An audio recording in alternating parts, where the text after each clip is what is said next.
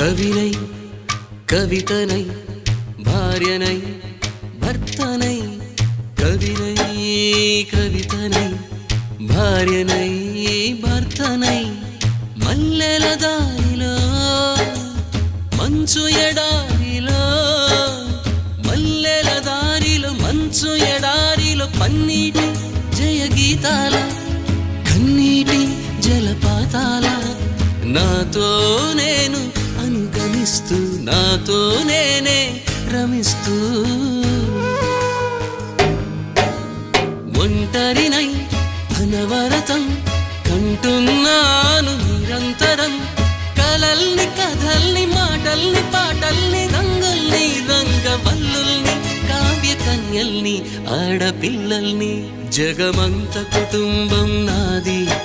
ఏకాకి జీవితం నాది